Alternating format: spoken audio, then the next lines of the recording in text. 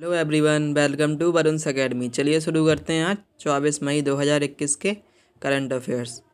तो दोस्तों, कल संडे था इसलिए कल आपकी क्लास नहीं हुई थी, तो संडे में आपकी क्लास नहीं होती है, बाकी सब दिन आपकी क्लास होती है। ठीक है, तो आपको ये ध्यान रखना है। और संडे को दोस्तों जितना भी पढ़ा करो आप लोग, उसका सबका रिवीजन करा करो। ठीक है, मेरा ये सजेशन है आप लोगों को।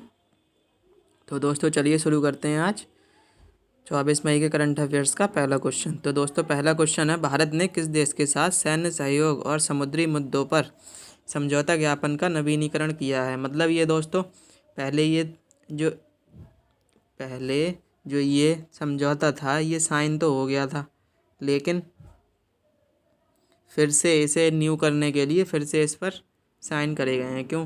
क्यों जिससे कोई दूसरा देश इस संधि को भूल ना जाए, मतलब, और मुद्दा कहीं सही मतलब रद्द ना हो जाए, इसलिए किया गया ये समझौता ज्ञापन प्रस्ताव। किसने किए हैं तो दोस्तों, तो ये किए हैं ओमान ने। ठीक है, और ओमान की राजधानी क्या है दोस्तों, तो ओमान की कैपिटल है दोस्तों मस्कट। ठीक है, तो आपको ये ध्यान रखना है। और दोस्तों, और इस समझौते में क्या किया जाएगा, इस समझौते में दोस्तों जो अपने कौशल विभाग है उसके तहत ये समझौता किया गया है, और इसमें भारत के जो युवा हैं उन्हें प्रशिक्षित किया जाएगा, मतलब स्किलफुल बनाया जाएगा। ठीक है, चलिए अब चलते हैं दोस्तों अगले क्वेश्चन की तरफ। तो अगला क्वेश्चन है दोस्तों, ग्लोबल G20 शिखर सम्मेलन 2021 की मेज़बानी किसने की। तो ये दोस्तों किसने की, तो ये दोस्तों की इटली ने। ठीक है, अब इटली की कैपिटल क्या है दोस्तों, तो इटली की कैपिटल है दोस्तों रोम। ठीक है, तो आपको ये ध्यान रखना है। और दोस्तों G20 शिखर सम्मेलन जो है ये पहले होने को था दोस्तों कहाँ, फ्रांस में, लेकिन कोरोना वायरस के चलते इसे वहाँ से हटा दिया गया और इसे शिफ्ट कर दिया गया इटली में। ठीक है, तो ये इटली में अभी हुआ है, तो आपको ये ध्यान रखना है। बहुत ये आएगा इंपॉर्टेंट क्वेश्चन है, मोस्ट इम्पोर्टेंट। ये G20 G70 ये आते ही हैं। ठीक है, और G7 समिट तो ये सब आता ही है, तो आपको ये सब ध्यान रखना है। चलिए चलते हैं अगले क्वेश्चन की तरफ। तो अगला क्वेश्चन है दोस्तों, आरबीआई ने पूर्ण केवाईसी पीपीआई के संबंध में अधिकतम राशि को कितना बढ़ा दिया है। तो ये दोस्तों बढ़ा दिया है उनने 2 लाख। ठीक है, क्या होगा इसमें जो केवाईसी है, केवाईसी के तहत जो हम रुपए मतलब अपनी केवाईसी करते हैं, जैसे मान लो कोई पेटीएम हो गया या किसी का केवाईसी हम लोग करते हैं अपना, तो उसमें आरबीआई क्या है, आरबीआई हमें जो रुपए है वो प्रोवाइड कराएगी, फंड। ठीक है, फंड प्रोवाइड कराएगी, लेकिन इसमें क्या होगा, इसमें जो फंड होगा वो आरबीआई पहले आप लोगों को देगी, उसके बाद उसका वापस करना होगा। ठीक है, मतलब आपका जब केवाईसी हो जाए उसके बाद आप फंड उसे रिफ़ंड कर दें। ठीक है, तो ये होगा इसमें। तो चलिए दोस्तों चलते हैं अब अगले क्वेश्चन की तरफ। तो अगला क्वेश्चन है दोस्तों, अगला क्वेश्चन है, फोर्स की सबसे ज़्यादा कमाई करने वाले एथलीटों की 2021 की सूची में कौन सीट्स पर है। तो ये दोस्तों सीट्स पर है लियोनल मेसी। अब लियोनल मेसी कहाँ के हैं दोस्तों, तो लियोनल मेसी हैं दोस्तों अर्जेंटीना के हैं। ठीक है, तो आपको ये ध्यान रखना है। और क्रिस्टियानो रोनाल्डो कहाँ के हैं दोस्तों, तो रोनाल्डो हैं दोस्तों ब्राज़ील के। ठीक है, तो दोस्तों सबसे ज़्यादा जो फुटबॉल के खिलाड़ी हैं वो कौन सी कंट्रीज से होते हैं, तो सबसे ज़्यादा जो दोस्तों फुटबॉल के खिलाड़ी हैं वो आपके दोस्तों साउथ अमेरिका से होते हैं। ठीक है, जैसे साउथ अमेरिका में कौन कौन से हो गए, ब्राज़ील हो गया, पराग्वे हो गया, उरुग्वे हो गया, और अर्जेंटीना हो गया। तो ये जितने भी देश हैं दोस्तों, पुर्तगाल हो गया, तो इन सब देशों से सबसे ज़्यादा फुटबॉल के खिलाड़ी निकलते हैं, और यहाँ सबसे ज़्यादा स्कोप भी है फुटबॉल का। तो आपको ये ध्यान रखना है, जो सबसे ज़्यादा फुटबॉल के जो खिलाड़ी आते हैं वो कौन से देश से आते हैं, वो आते हैं साउथ अमेरिका से। ठीक है, तो साउथ अमेरिका के जितने भी कंट्री हैं वहाँ फुटबॉल बहुत फेवरेट गेम है उन लोगों का, तो वो फुटबॉल के क्षेत्र में बहुत आगे तक जाते हैं। तो चलिए दोस्तों अब शुरू करते हैं अगला क्वेश्चन। तो अगला क्वेश्चन है दोस्तों, पशु बुद्धि और मानवता पर जीवन के काम के लिए 2021 का टेम्पल्टन पुरस्कार किसने जीता है। तो ये जो दोस्तों जीता है जैन गुडाल ने। इन्होंने क्या किया, इन्होंने दोस्तों जो पशु थे उनका संरक्षण किया। मतलब जैसे कोई पशु है, वो कोई प्लास्टिक की पन्नी खा जाता है तो वो इसके अटक जाती है और वो ख़त्म हो जाता है। तो इस चक्कर में इन्होंने क्या किया दोस्तों, तो इन्होंने पशुओं को संरक्षित किया है और जो हमारे मानव हैं उनके जीवन पर भी काम किया है। मतलब प्रोवाइड कराई है उन्हें। बहुत से लोग हैं जिन्हें इन्होंने सहायता प्रोवाइड कराई है, तो इन्हें ये पुरस्कार दिया गया है, JN गुड़ाल को। ठीक है, तो आपको ये ध्यान रखना है। अब चलते हैं अगले क्वेश्चन की तरफ। तो अगला क्वेश्चन है दोस्तों, फीफा अंडर-17 महिला विश्व कप किस देश में आयोजित किया जाएगा? तो ये दोस्तों किया जाएगा भारत में आयोजित, लेकिन भारत में अभी नहीं किया जाएगा, अभी के लिए स्थगित कर दिया गया है। ये अभी लगभग 6 मंथ्स के लिए ये स्थगित कर दिया गया है। ठीक है, तो अभी कोई नहीं होगा। तो अभी तो आप देख ही रहे हैं, जितने भी गेम थे, IPL था वही रद्द हो गया, तो सभी गेम रद्द हैं।